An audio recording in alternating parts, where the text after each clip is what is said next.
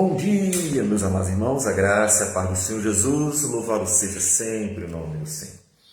Quando nós olhamos para a cruz do Calvário, nós vemos todas as virtudes de Deus. Mas quando as pessoas querem apenas mencionar uma delas, mas a verdade é que a cruz do Calvário manifesta, podemos dizer que a justiça de Deus, a profunda justiça de Deus, porque ali Deus mostrou que Ele é justo e, portanto, foi preciso pagar o preço da redenção, cumprir a palavra que fora dita lá atrás para Adão, que quando ele desobedecesse, então morreria. Então a justiça de Deus foi satisfeita. Então a cruz manifesta a justiça de Deus, também a santidade de Deus. Veja que Deus não mente, Deus é fiel, Deus é completamente puro.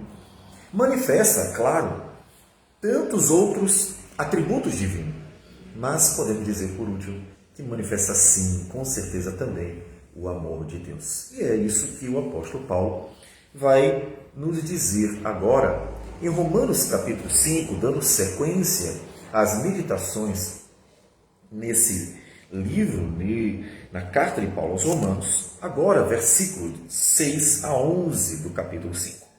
Ele diz assim: porque Cristo, quando nós ainda éramos fracos, morreu a seu tempo pelos ímpios. Dificilmente alguém morreria por um justo, pois poderá ser que pelo bom alguém se anime a morrer. Mas Deus prova o seu próprio amor para conosco, pelo fato de ter Cristo morrido por nós, sendo nós ainda pecadores. Agora o apóstolo Paulo, que estava falando da fé pela qual nós somos justificados, ou seja, não por nossas obras, mas pela graça divina, algo que ele ainda com certeza vai trabalhar. Ele que mencionou no início do capítulo 5 que somos justificados por meio dessa fé em Jesus, fala da causa. Ou seja, como nós falamos, a cruz do Calvário manifesta todos os atributos de Deus. Todavia, nós vamos focar no amor de Deus, que é o que o apóstolo Paulo faz agora, confortando inclusive o coração daqueles que são atribulados, porque ele mencionou antes que também se gloriava nas tribulações. E ele diz então que Cristo morreu por nós quando nós estávamos ainda na condição de pecadores. Isso é importante. Porque o homem procura em si mesmo sempre um mérito, né? Ele procura sempre alguma coisa em si para Deus abençoá-lo. Mas eu fiz isso de bom. Acho que Deus vai me abençoar porque Ele viu que eu fiz alguma coisa boa. Então o homem está sempre procurando algum mérito em si mesmo. Todavia, a dimensão do amor de Deus, a profundidade do amor de Deus, se você quer meditar e ser confortado com o amor incondicional do Senhor, você não deveria estar procurando suas obras, mas deveria estar meditando nisso que o apóstolo Paulo diz, que Cristo morreu quando nós ainda estávamos na condição de pecadores apartados dele. Ou seja, quando você, em toda a sua rebeldia, fazia o que queria da vida e desprezava totalmente a Deus, algumas pessoas chegavam a odiá-lo e chegavam a ofendê-lo, algumas pessoas nem mesmo queriam ouvir falar do Senhor. As pessoas que reagem das formas mais variadas. O fato é que, seja qual for a atitude de uma pessoa sem Cristo, o fato é que ela estava longe do Senhor.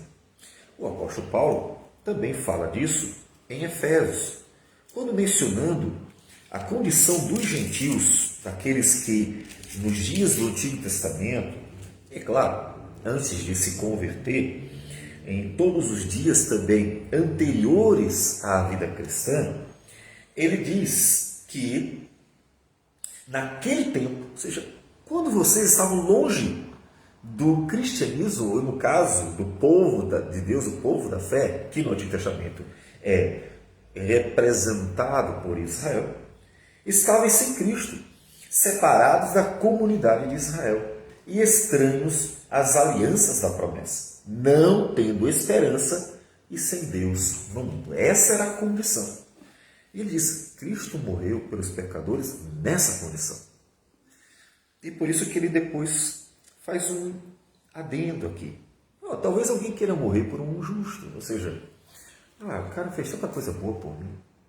Sempre lembro do filme O Conde de Monte Cristo, uma cena, principalmente, em que um dos marinheiros de um navio pirata, ele é posto à condição de morte, porque ele havia roubado do capitão. O que acontece é que o que será Conde de Monte Cristo, o personagem principal, depois de ter nadado até a praia, fugindo da prisão, onde injustamente fora colocado, se depara exatamente com esses piratas. Homem sortudo.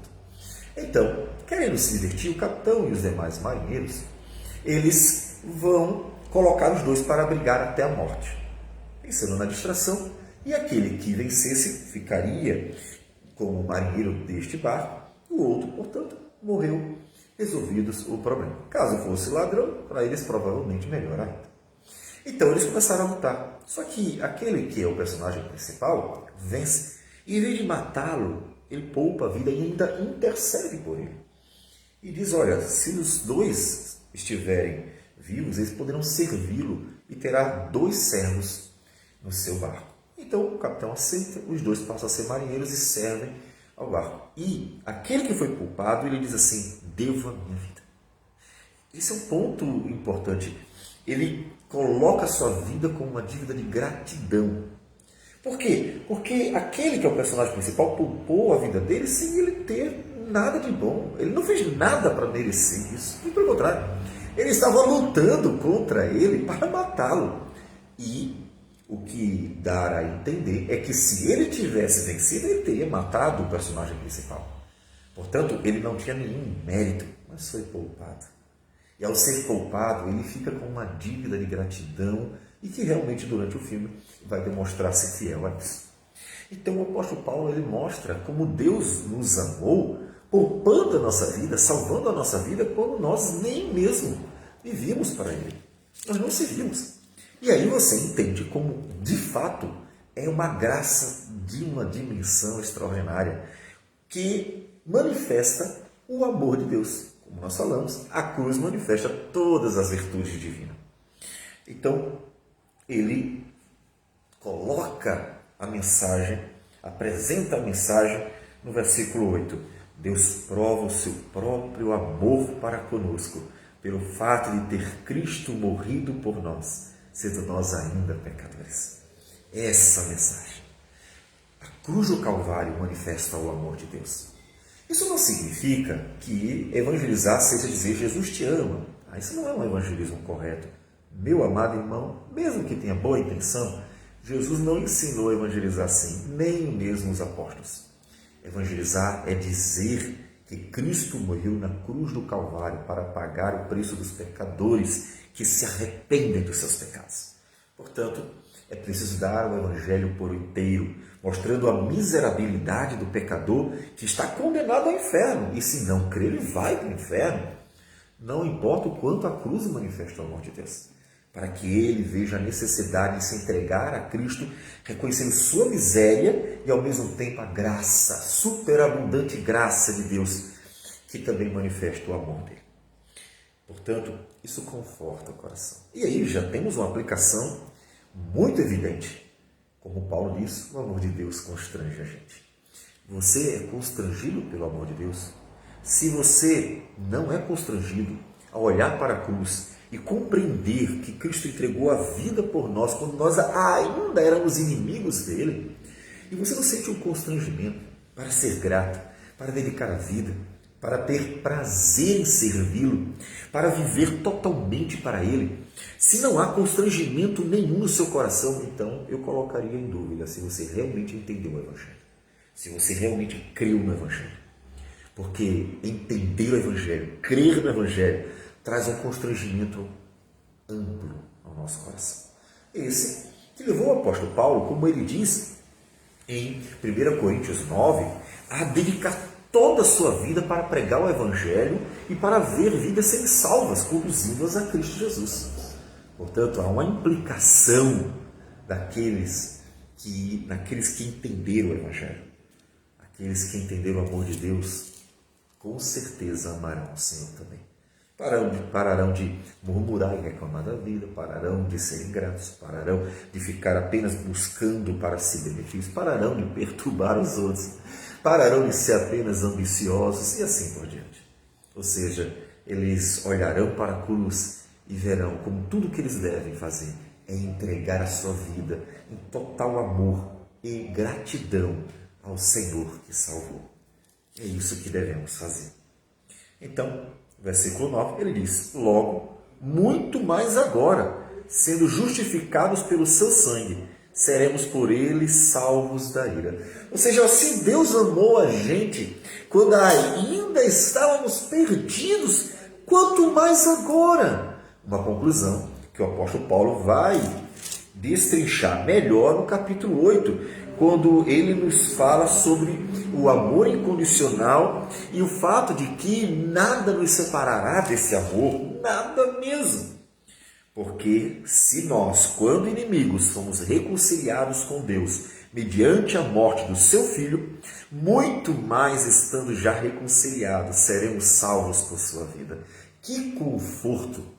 O que leva-nos não a desprezar o fato de que tantas vezes o cristão peca e entristece ao Senhor, mas não deixar que as acusações do diabo e as fraquezas humanas levem a desistir, a desanimar, muito pelo contrário, confiando na plena satisfação da justiça de Deus e no amor do Senhor, que é incondicional. Então ele se ergue pela força do Senhor e então segue em frente, movido pelo Espírito e pela Palavra, para continuar sua jornada na certeza de que nada separará do amor de Deus que está em Cristo Jesus.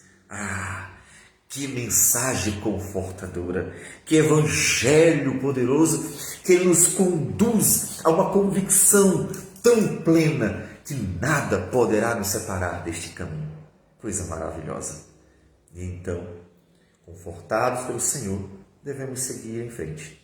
Como ele diz ainda no versículo 11, não apenas isto, mas também nos gloriamos em Deus, por nosso Senhor Jesus Cristo, por intermédio de quem recebemos agora a reconciliação. Nossa glória, nossa alegria, nosso regozijo.